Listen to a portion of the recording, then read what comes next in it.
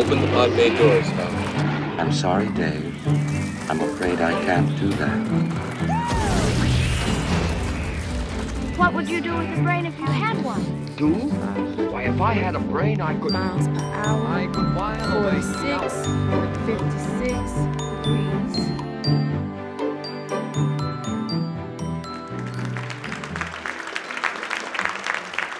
Thank you so much to all of you coming out and the folks at the Coolidge. This is like my dream, like the idea of having a repertoire series that I get to participate in, not just for Herzog, which was amazing, but just any opportunity to cross what I really think is this false divide between the humanities and science. It seems silly to me to separate the two of them. And, you know, obviously I'm a shrink talking, so my surgery friends might say, hey, he's a shrink, he gets to say that stuff. But I actually really believe that the best way into the sciences is through the humanities and vice versa. I think it's a false distinction. So as we start to kind of tease one or the other of these disciplines out of our, you know, secondary schools or our colleges, it worries me. So part of my preaching is here in talking about this movie stems from my real desire that we keep both of these topics alive. This was a hard one, I gotta say. So I've talked, I was thinking about the places I've done Science on the Screen before. I did one on Night of the Living Dead, which was really fun, and that was where I did get to talk about zombie brains and wrote a zombie novel as a result of that, and I owe that to the folks at the Coolidge for making that possible. That's how I got to know Romero, which was really, really special to me. I did one on the Evil Dead, second one, Evil Dead 2, which is a lot like Evil Dead. It's the same darn movie, just had a bigger budget, so we made it again. I did one on Rushmore, talking about adolescent brain development. I did one on A Face in the Crowd, which may or may not have had something to do with the most recent election. That's the one with Andy Griffith. And we talked about the neurobiology of charisma.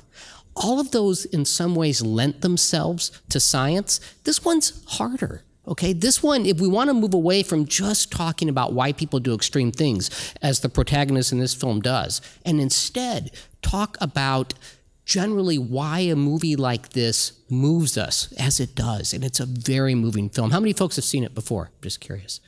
Yeah, so at least half the folks here. It's on the big screen especially, it's a very provocative film in a way that kind of transcends language. Much like the feeling we get when we hear poetry, and that's why I have this highbrowish Harvard-y title up there, which, by the way, my Kansas father snubbed me for, which I'll get over. I'm still, you know, he's 80. Eventually I'll impress him, but we're not there yet. This one, instead of going from the science to the humanities, we're going to start in the humanities and ooze our way to the sciences. And we're going to do that by looking at this movie as if it's a poem and then talk about what our brains look like when we are experiencing the sublime experience of poetry.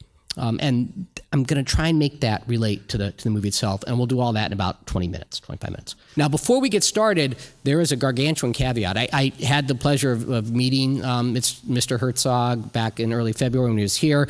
I also had the pleasure of resisting as best I could the desire to speak with a German accent, which is what always happens when I speak. It's like trying to not talk like Yoda when you watch Yoda. It's the same phenomena.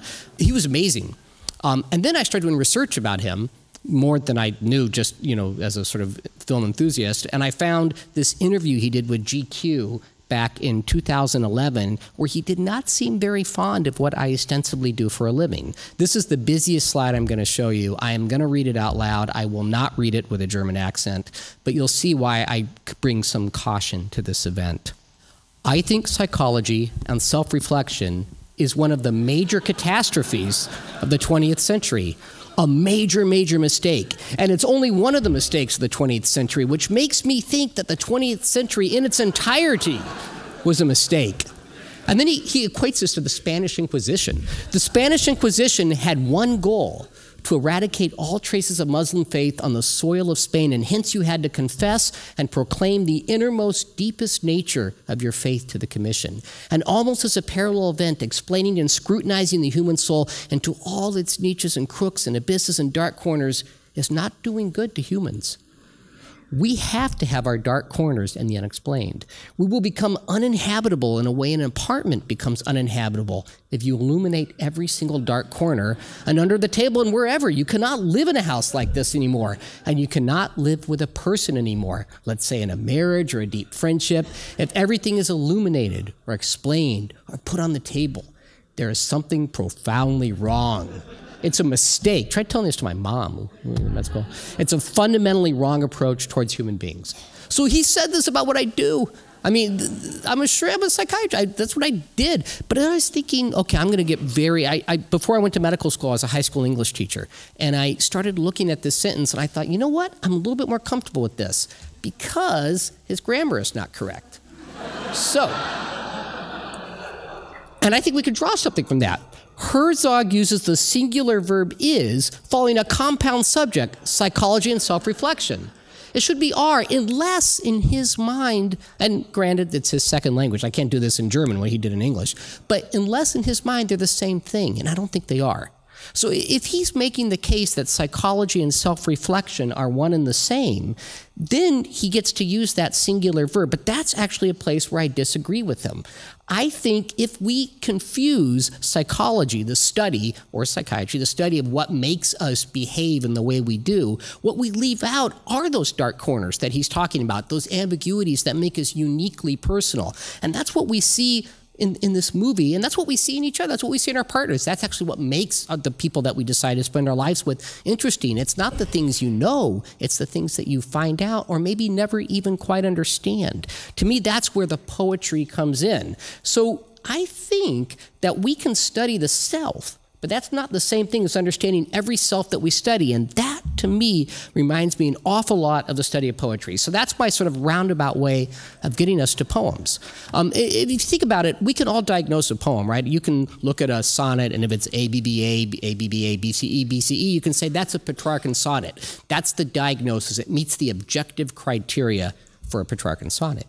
But that's not the same thing as saying, what is the meaning of that sonnet? Because that's unique and personal. That's the dark corner that I think Herzog's talking about. That sonnet will mean something different to each of us, even at different points of our life, because we'll have had different experiences. So that's my way of saying, you know what? I think I can approach this as a poem and therefore satisfy Herzog's fear in some way, like not kowtow to his fear that psychology has ruined our individuality. I don't think it has. We just can't mistake it for saying that it tells us who we each uniquely are. If you want to put it in the guise of what I do for a living really do, which is to diagnose psychiatric illness, one person with bipolar disorder is one person with bipolar disorder. That's not like every person with bipolar disorder. Every person is uniquely special, which I know sounds like something Mr. Rogers would say, but it's also really, really, really true.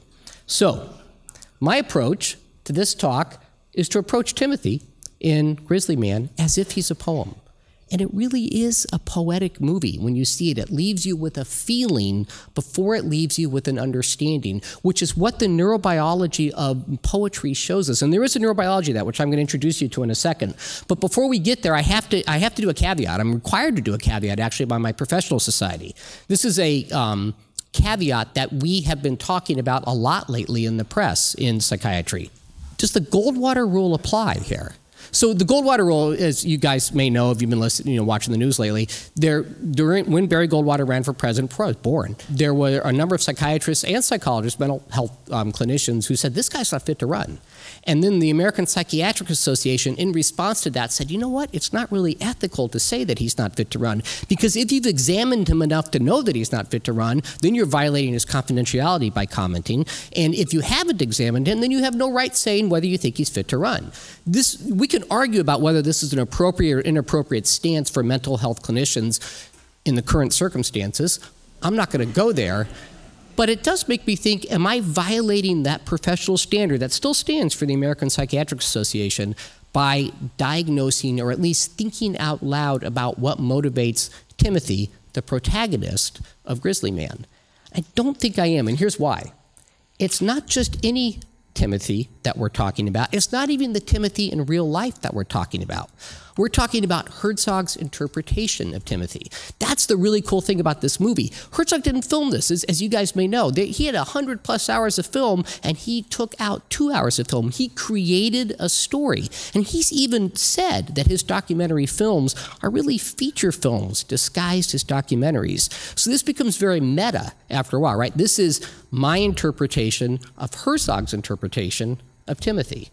That's a lot like the way many of us learned poems in the first place. I learned John Keats's Ode on a Grecian Urn, something we'll come to a little bit later, not by reading it for the first time, but by hearing it from Mrs. O'Leary, my English teacher, when I was in 11th grade English. So it was my interpretation of her interpretation of Keats.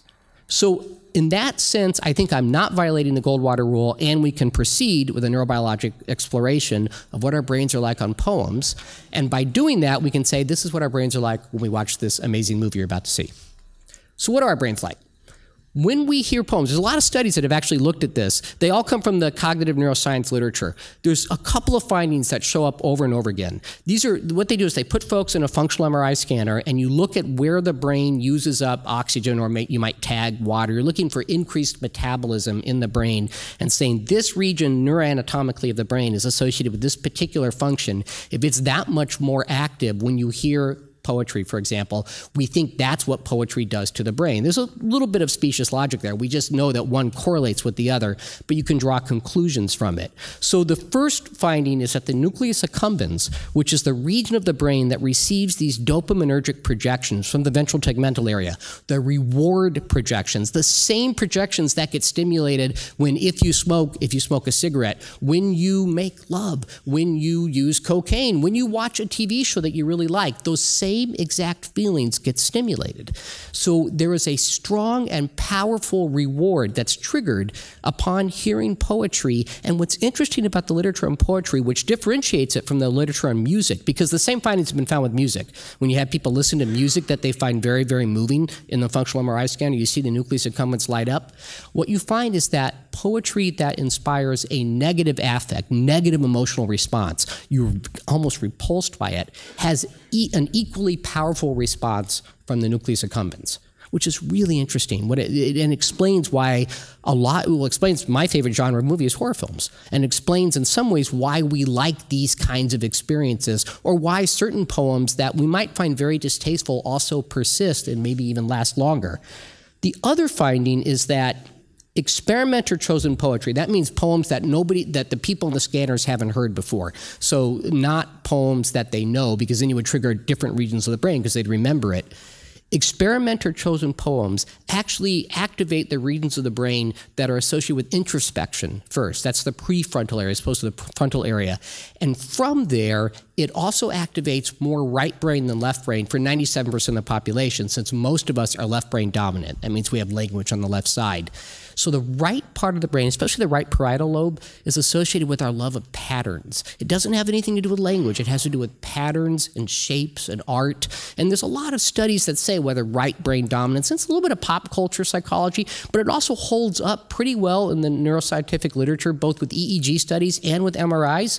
We know that when people hear poetry, the right hemisphere gets excited more, and the introspection areas, the prefrontal areas, get excited more. And that's different from when you watch a narrative, especially a cohesive narrative, one that goes from A to B to C. And we're not talking Faulkner or Joyce, right? That would be different. That would be more in the poetry category. We're talking Dickens, something where there's a very clear narrative structure. If your brain is on narrative, it actually recruits the motor regions and the sensory regions more profoundly. So you hear a story and you recruit in a kind of mirror neuron way the activities of the protagonist in that story. Or if you're watching a movie, you recruit what you're seeing on the screen, and then you create a visual picture of what you're being told or what you're watching, and you continually update that picture going forward to match how the story has changed. It's a much more linear process, and it engages the frontal lobe as opposed to the prefrontal region. If you want to see what that looks like on a neuroimaging studies, narrative studies show that you've got the nucleus accumbens, which is that sort of round-shaped structure right smack in the middle there, and it's got this major dopaminergic highway that strings from the ventral tegmental area and then goes forward into the frontal lobe. So the frontal lobe especially gets very excited when you hear a story. It gets excited because it's gotten the reward from the nucleus accumbens, and then it tries to make sense of what's going on using all those executive functions that exist in the frontal lobe. That's a very different experience from poetry and music. In poetry, now we've turned the brain, so you have to imagine you're looking at the top of that brain. You see, that's not the frontal lobe that's lit up there. That's just behind the frontal. That's the prefrontal area, the introspective area. You see the ventral tegmental and the nucleus accumbens as that region sort of near the back part here. And then you see the right parietal lobe up there. It's a very different neurobiologic signature when you hear poetry or when you hear music. And this has been looked at not just in terms of the way you feel emotionally, but way you literally feel physically. We can ask this question: how does that back and forth between the prefrontal brain and the nucleus accumbens feel? Well, we want to change that out of neuroanatomic speak and just put it in regular speech. What do we experience when we have our reward centers triggered by introspection and by the introspection being triggered by our reward centers? What do we experience physically? And you've all felt this. You've all felt this. It feels like that dog is feeling right now. It's a really, really good feeling. There's actually whole bodies of neurobiologic literature about the sense of chills running up your back in a good way. But what's fascinating, remember I told you that poetry can have negative affect and also trigger that reward? Those chills can be associated with negative affect as well, like that cat, where you get literally piloerection, the hair standing up straight. And the evolutionary biologists have a field day with this because they say, the cat does this because it's trying to look larger to scare folks away, and we've held on to that evolutionary response. Whereas the good feeling here is this sort of desire to hear the sublime, things that transcend language itself. Like people talk about poems. It's what a psychiatrist and philosopher, Lacan, who's actually really irritating to read, but if you ever get a chance to read Lacan, he says certain notions transcend language. We can't get to them. They become sublime, which literally translates to up to the threshold. Like you can't get over the threshold with the words themselves. This, to me, has a lot of meaning because it's tied to my love of horror. If you look at horror films and why people like horror films, the way these studies go is people come out and you'll say, hey, did you like that film? Say, after watching The Exorcist. Some people say, hell no, no pun intended. And you say, okay, you get to leave. Did you like it? And some people say, absolutely. And then you find out, did they like it? Why did they like it? And you'll see that there's a noradrenergic response. They are frightened by it, or at least they have a fight or flight response. But there's also a metacognitive effort to understand why they're frightened. There's an introspection that goes on. Why did that scene particularly frighten me? Why was I, Steve Schlozman, nice bar mitzvah boy, scared of The Exorcist with the Satan and a priest? There is no fear of that in my religion, right? And yet, nevertheless, I was afraid of it. So there are these metacognitive exercises that transcend language. All I could say was, I don't know, it just looks scary. I can't get it into words. That exercise is very similar to what we see in poems, and it's also very similar to what I experienced when I watched Herzog's films. And as I said, I was lucky enough to talk to him about this. That's him when he was at the Coolidge, and here I am going to do his accent because it was just too much fun. We were chatting about his movie, and I said, you know, I like horror films. It really strikes me as a kind of horror film, Grizzly Man. There's this pattern that you see emerging, and horror films are all about pattern recognition, when the pattern stops matching what you think it ought to match, and then you get frightened for the protagonist because you see it before the protagonist does. And you're saying, like, you know, don't split up, don't go down that dark tunnel, like don't just fill in the blank. You can see it, but the protagonist doesn't. And I'm not going to spoil this film for the half of you who haven't seen it, but you'll have this experience as you're watching this movie. You'll see that this probably might not end well for Timothy, okay? And it's sad. I mean, it's funny because you're like, what does it take? And yet it's a very, very sad moment. So I said this to him, this is a lot like a horror film. And he smiled and he said, ah, yes, but it is terrible and it is true, and so it is beautiful most of all. That was his comment. And I got so excited by that, because that to me sounds like Keats. I mentioned Keats at the beginning, his famous Grecian urn poem. So I said, you're like quoting Keats. And he gave me this big smile, and I got all excited that we'd had this connection. And then I realized he was smiling at someone across the room. It had nothing to do with me, which is a lot like this movie where you think you've made a connection, but you haven't. You haven't crossed over the way you want to cross over. And so What do Herzog and John Keats have in common? They're basically saying the same thing. Herzog is saying, it's terrible and it's true, and so it's beautiful most of all. These bears fighting in Grizzly Man, that's a barbaric scene. That's a scene that if humans were doing it, we would put a stop to it. But he's saying, this is just what they do. It's just the truth of what they do, and that's what makes it beautiful.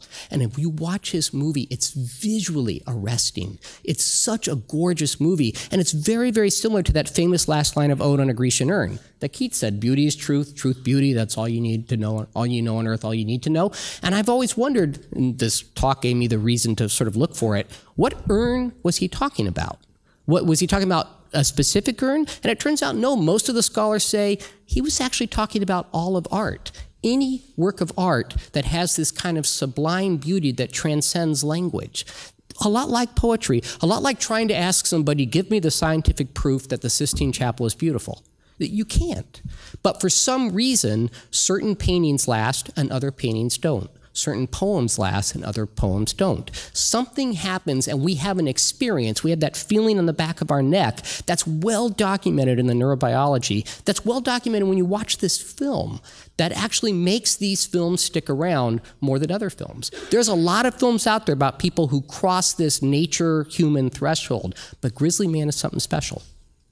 So let's move into talking about that. And to do that, we have to introduce this term biophilia, or biophilic, which is actually a term that Fromm, the philosopher, developed or coined, and then E.O. Wilson actually used it in his book Biophilia in 1984. He defined it as the urge to affiliate with other forms of life. And it is well documented that all of us get this kind of euphoric surge when we encounter a wild animal that we didn't think we would get to encounter. At its most boring level, it's when you stop on Harvard Street because there's weirdly a flock of turkeys, right? And you're like, that is just so cool. And everybody stopped and watching these turkeys. And then you can sort of take it up a level, right? You go whale watching and there's a whale. You go camping and there's a bear. But there are some folks who take it over that threshold. It becomes sublime because they go right up to the threshold and then overly sublime. They go over the top of it. Wilson said that nature holds the key to our aesthetic, intellectual, cognitive, and even spiritual satisfaction, which is a pretty profound comment when you think about it. Unless you think he was describing cute bunnies, he wasn't. Wilson was an expert in ants. He thought that that was beautiful. He thought that the symmetry of that, being able to connect with that, gave you meaning in life, right? So that's where we can approach Timothy. We can wonder, what do we know about Timothy's biophilic urges, this desire to connect with the grizzly bears, this desire to connect with this fox, which I found so compelling in the movie? There's actually not much research on this notion of biophilia. The one that I found most relevant to today's talk was from the Proceedings of Biological Sciences in 2013. It was a really interesting study. It was done in Germany. Basically, what they did is randomize students. There were 42 students, I think. Half of them were shown videos and shown corresponding sounds of highly urban environments, and half were shown videos and corresponding sounds of natural, beautiful, natural wonders outside, non-urban environments. And their hypothesis was that by being shown the natural, beautiful things, the urban sites weren't, it wasn't urban blight, it was just urban. That's the point here. Their hypothesis was that since most of human history we've lived in nature, not separate from nature, in the way we do now for this very, very small percentage of human history, future discounting would become less. That's a phrase that means, the way the experiments go for that is, I say to you, it's sort of like Wimpy from Popeye. If you give me $5, I'll gladly pay you tomorrow, whatever. It's, I'll give you $100 now, or if you wait 90 days, I'll give you $200. And people who discount the possibility that the future might arrive are much more likely to take the 100 on the spot. And it turned out in these studies, and in multiple studies that have replicated this, folks who experience just an hour of natural beauty on a video with the sound are much more likely to believe that there's a future worth looking forward to, as opposed to folks who are looking at the urban settings who are saying, no, I'll take the money right now. At least that was the conclusion drawn by the finding. And then the explanation offered, which is a bit of a preachy explanation, but a fascinating one, is cities are changing so rapidly and so quickly all of the time that it's hard for us to believe that there will be a tomorrow in an evolutionary sense. Whereas if you live out in the mountains, if you live as Timothy did, you get to slow things down and you start to recognize that there's a certain value towards waiting. You understand that there's a reward that comes downstream, which to me feels like a very relevant message for today, especially given the fact that even if you don't live in an urban setting right now, all of the wonderful ways that we connect with each other with our internet and smartphone, which I'm all for, I actually love that stuff, makes you feel like changes are constantly happening. It could be the same bit of news, but given to you with different words 57 times a day. And by that process, you start to think that every single day will change. So the biophilia people would say that's actually an anti-biophilic moment, and it makes us not really trust in tomorrow. It makes us not make plans for tomorrow, not pull out of the Paris Accord, for example. Not that I would take a stand on that. I have a very personal experience with this. I've always worked with nature. That's actually a photo from the Outdoor Education Lab in Shawnee Mission, Kansas. That's where I grew up, in Shawnee Mission, Kansas, suburb of Kansas City, which I always told people looks exactly like Brookline, but with guns. That was the main difference. And it does. I mean, Dad was a doctor. So I worked at this nature lab, and we had all of these animals, and every time we got to hold these very exotic animals, I felt like I had crossed some kind of threshold. I got a lesson taught to me, though, that I wish in some ways, well, I don't know if I wish this, I think Herzog wishes that we would get this lesson in watching his movie when I met this guy. So that's a farmer had killed this badger's parents because they were eating his chickens, and then he brought to us, to this outdoor education lab, which was also a summer camp, the baby. And this baby imprinted on me. So this baby badger, I was the first thing it saw when it opened its eyes. It was right out of Conrad Lorenz. And I could walk zigzag through the prairie, and the badger would walk zigzag through the prairie. I could get down on my hands and knees and play. We would play like a dog. It was so awesome. I had connected with a wild animal, and we were one. That was the way it felt. Until it bit a kid. And it bit him really hard. It was a vicious bite. It wasn't a playful bite. That badger hit adolescence, and it didn't have the 2,000 or 5,000 years of domestication that our dogs enjoy. It had no evolutionary domestication. And we had to fight off lawsuits. We had to talk to the parents. Nothing really bad happened. We taped up the bite. The kid got a little traumatized. We let the badger go. We trained him to hunt. It turns out badgers love bees, so we would teach him to eat bees, which was really cool to watch. That was a biophilic moment for me where I recognized I had crossed that threshold a little too far. We should have trusted that badger, nor should my bosses with that kid.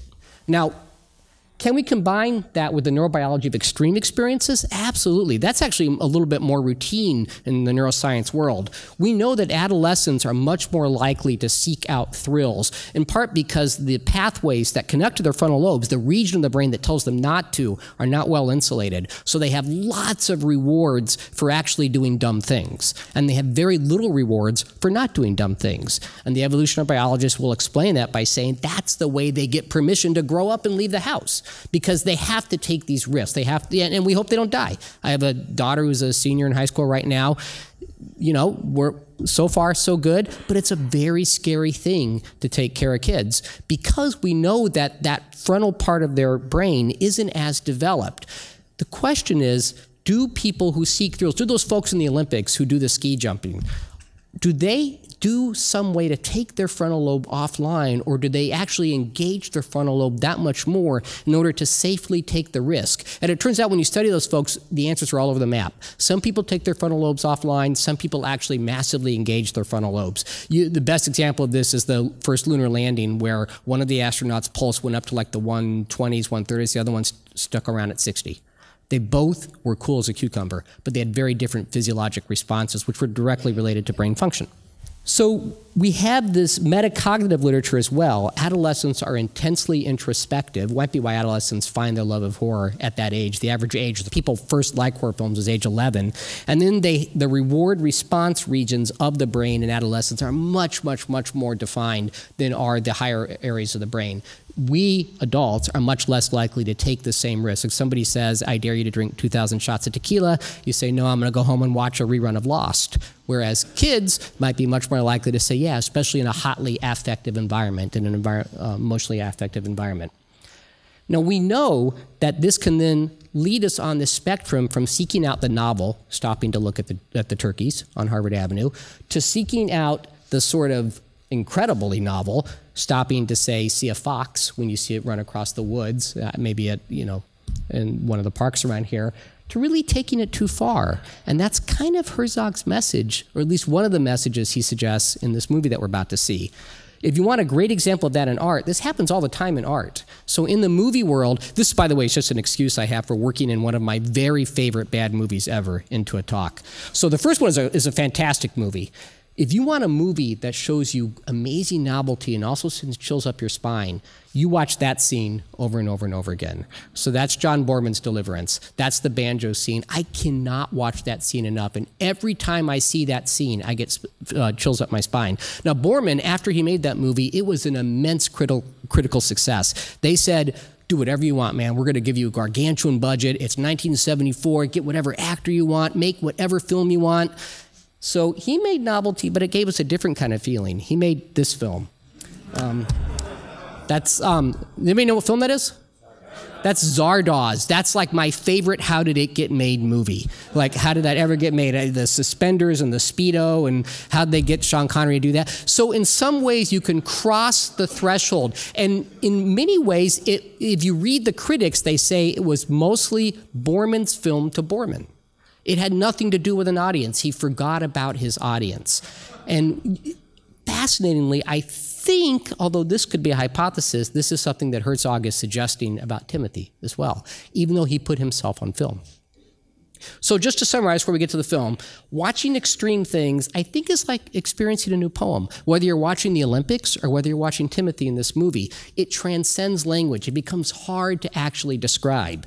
Neurobiologically, when we experience this extreme, we get introspective, and then we have a reward experience, a dopaminergic reward experience, and it's especially profound when we're exposed to wild experiences. That's the biophilic impetus that Wilson talks about.